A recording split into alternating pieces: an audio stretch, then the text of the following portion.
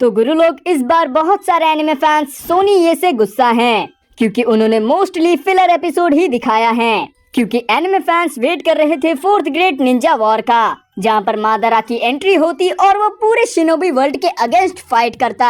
और देखा जाए तो नारुतो शिपुडिन को एपिसोड नंबर 321 एपिसोड पर ब्रेक पर भेज दिया गया है और यहीं से तो मजा शुरू होने वाला था कि कब मादारा आकर 80 के अलाइन फोर्स के साथ फाइट करेगा। क्योंकि ये फाइट एनिमे हिस्ट्री की एपिक फाइट में गिनी जाती है। क्योंकि हमारी किस्मत खराब है क्योंकि हमारे सारे एपिसोड फिलर्स पर ही निकल गए और अब हमें वेट करना पड़ेगा नारुतो शिपुडिन के न्यू एपिसोड के आने का। लेकिन अब वो न्यू एपिसोड हमें देखने को नहीं मिलेंगे और सोनी ये की यही प्रॉब्लम है। वो पहले 4-5 सीजन्स दिखाएगा फिर वो अंडरग्राउंड हो जाएगा।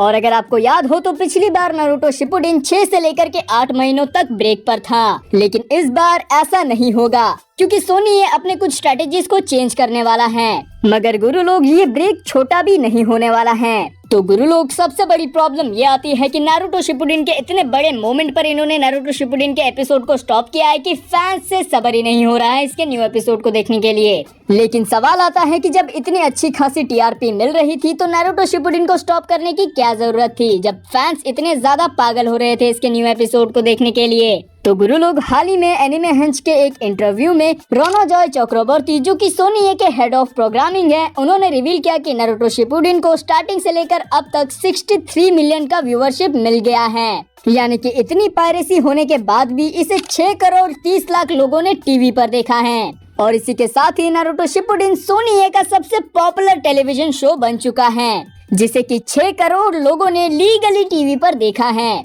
जिसकी वजह से आप लोग अब तक नारुतो को देख पा रहे हो, वरना पता नहीं ये कब का स्टॉप हो चुका होता। क्योंकि ज्यादातर टीवी चैनल्स इतने बड़े शो को रन नहीं कर पाते, लेकिन नारुतो शिपुडिन को इंडिया में इतना प्यार मिला है कि वो स्टॉप नहीं होने वाला। और नारुतो शिपुडिन जो ब्रेक पर गया है वो इसलिए है क्योंकि सोनी को बाकी के सीजन्स पर वर्क करना है।